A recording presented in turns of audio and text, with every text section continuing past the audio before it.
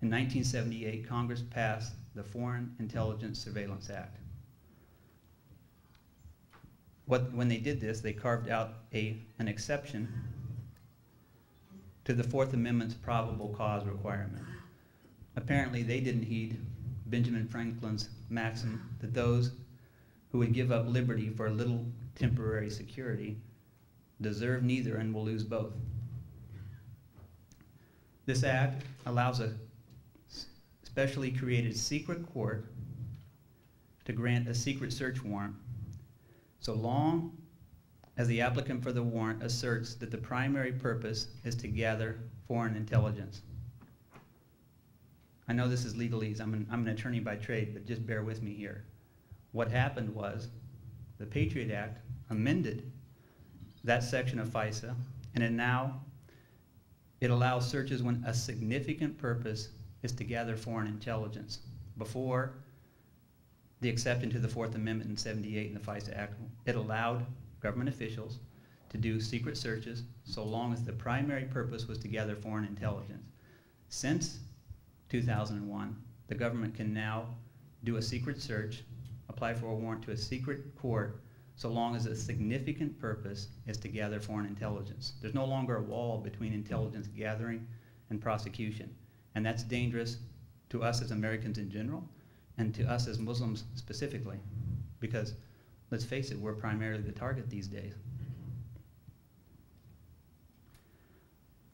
Furthermore, Section 207 of the Patriot Act now allows, as I said, that information gathered to be used for criminal prosecutions and purposes, whereas before it was forbidden. Section 213 of the Patriot Act, the so-called sneak and peek provision, allows the government to secretly search your home and seize property that constitutes evidence of a U.S. criminal offense without immediately notifying the owner. The problem with secret searches, though, is that usually you don't know when you've been subject to them by the nature of their secrecy. Therefore, it's hard to challenge them when you don't know you've been subject to them. But fortunately, or unfortunately, in the case of myself and my family, we had telltale signs. Well, I say fortunately for my family and the ineptitude of the FBI.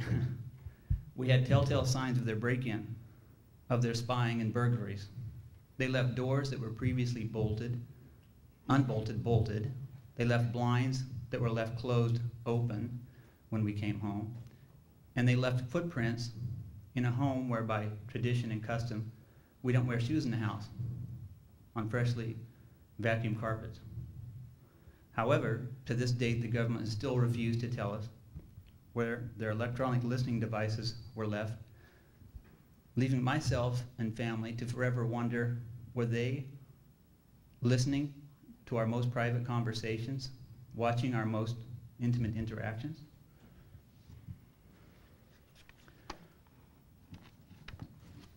And particularly egregious in my case was the FBI needing a new victory on the war on terror, which it seems there's plenty of people who fit that bill, arrested me just days after the Abu Ghraib torture scandal broke. I'm sure everybody here remembers that and all the gruesome photos.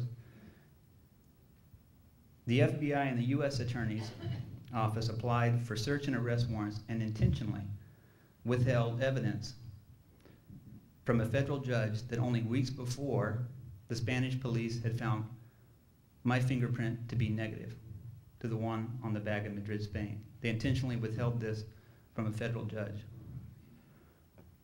Instead, to protect their reputation and their assertion that fingerprint analysis is an infallible science, the government was prepared to conceal this fact from the judge and subject me to a possible criminal indictment punishable by death. The pain, the torture and humiliation that this has caused myself and family is hard for me to sit up here and describe.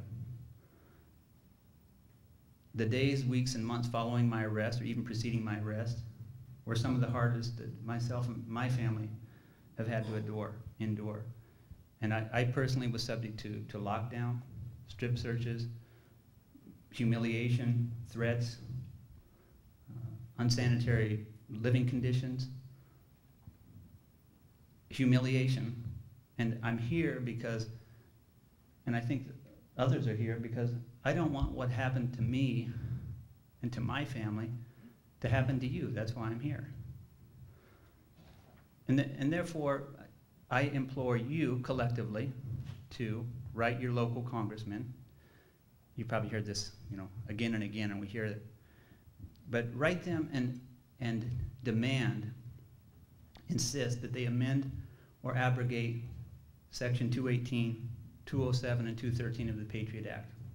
You can write that down. You can call them. I'm from Oregon. I'm sure you can find a list of your local congressmen. You simply call them and you can say, I'm a constituent.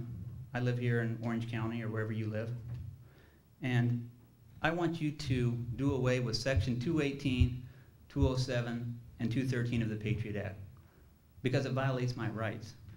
I also want you to do away with the Omnibus Counterterrorism Act of 1995, the Omnibus Counterterrorism Act of 1995, which allows the President, Secretary of State, or Attorney General to arbitrarily designate any group it wishes as a terrorist organization and make deportable any representative of such group with the use of secret evidence, which I'm sure these provisions were used for in the case of Lila's father, Abdul Jabbar, in designating his organization a terrorist organization.